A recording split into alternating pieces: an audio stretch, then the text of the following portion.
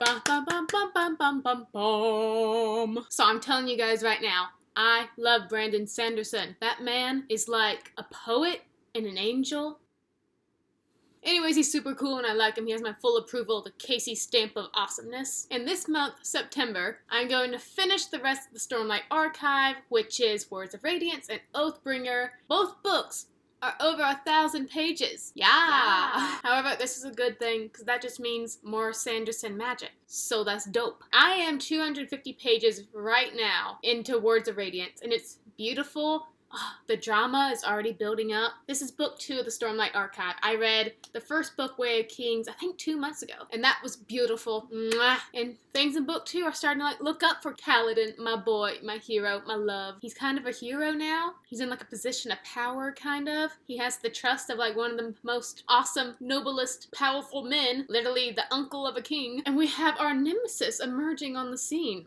There's gonna be some drama, some tea, and I'm excited. However, like I said, these 2 books of the Stormlight Archives are over 1,000 pages, so I'm probably not going to read a lot of books this month, but I'm going to read a lot. And so because the bulk of my reading will be taken up by Way of Kings, Oathbringer, Words of Radiance, all that fine jazz, I've decided that I want you guys to pick again a book for my TBR. I have again 3 contenders. 2 we've seen before. 1 we have not. They're all in different genres, so pick your fancy. I don't care which one you pick, but I'm kind of hoping you guys don't pick this one, because I don't like historical fiction, and it's been sitting on my shelf forever. But, pick my poison. You're in charge. The first contender of the September TBR is All the Light We Cannot See, winner of the Politizer Prize. Not how you pronounce that, by the way. For each of these books, I'm going to read you guys the summary, and then we'll try and talk about it, which is going to be hard, because I don't know what any of these books are about, mostly. Mary Hilary Blanc lives with her father in Paris near the Museum of Natural History where he works. When she is 12, the Nazis occupy Paris and father and daughter flee to the wild capital of Saint-Malo, where Marie-Laurie, am I pronouncing that right? No. Marie-Laurie's reclusive great-uncle lives in a tall house by the sea. Anything you say. With them, they carry what might be the museum's most valuable and dangerous jewel. Secrets, a heist, Nazis, drama. In a mining town in Germany, Werner Pfennig, an orphan, grows up with his younger sister, enchanted by a crude radio they find that brings them news and stories from places they've never seen or imagined.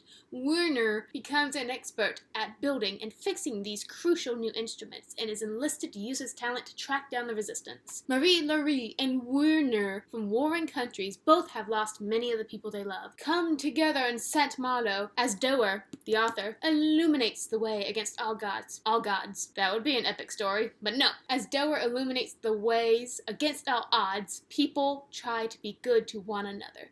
Okay, more of the story. Be a good person. Steal jewels from Nazis. Dope. Oh, and it says on the bottom that it took 10 years to write this book, so it should be good. But historical fiction has never been anything that excited me. But I've heard people say they cried in this book, and I'm all for crying, because I'm a stone-hearted statue most of the time. Can't get nothing out of this. Next up, we have a book I tried to read before but DNF'd, and I don't want to DNF it. I want to finish it. Good Omens. Terry Pratchett. Neil Gaiman. Probably heard of them. Probably seen the show. Probably read the book before me, you clever girl. My favorite thing is this angel is wearing sneakers. Dope. The world will end on Saturday, next Saturday, just before dinner, according to the nice and accurate prophecies of Agnes Nutter, Witch. The world's only completely accurate book of prophecies written in 1655. The armies of good of evil are amassing, and everything appears to be going according to divine plan, except that a somewhat fussy angel and a fast-living demon are not actually looking forward to the coming rapture, and someone seems to have misplaced the Antichrist. You can't have a rapture, an apocalypse, just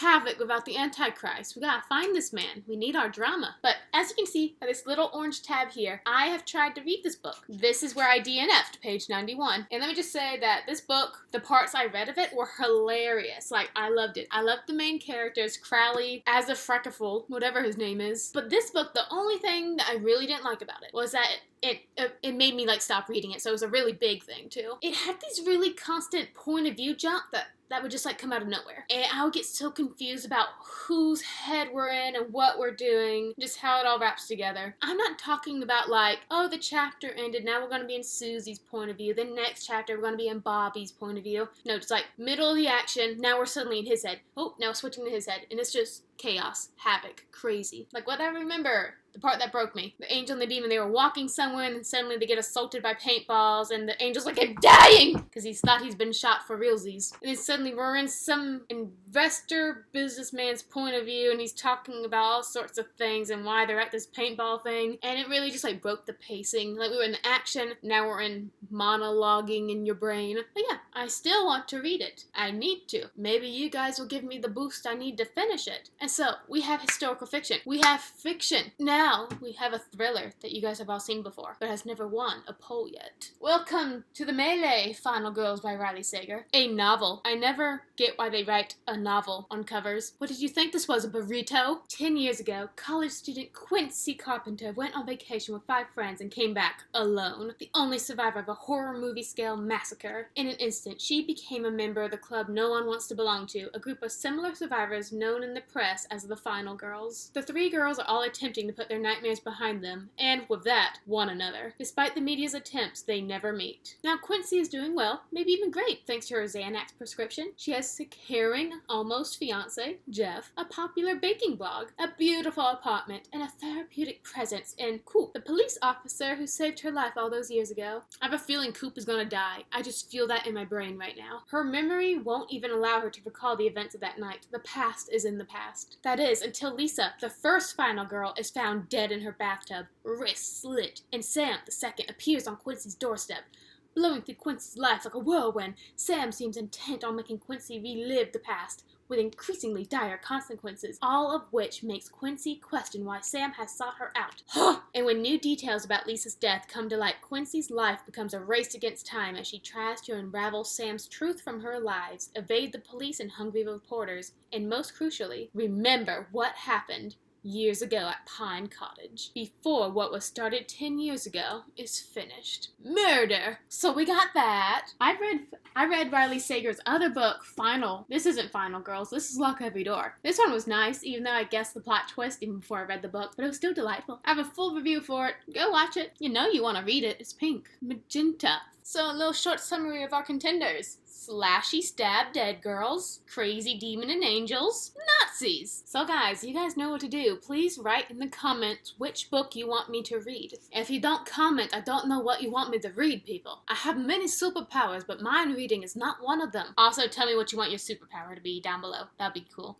I want to fly, and then I want to read minds to be able to manipulate my enemies, and then I'll be able to take over any country I want to and insert myself as the ultimate queen of the world. I would be the villain in someone else's story. I feel that. Well, thank you guys for watching. You guys know what to do, and you have a holly jolly good day, even though it's September and I just said a Christmas thing. I know what I'm doing.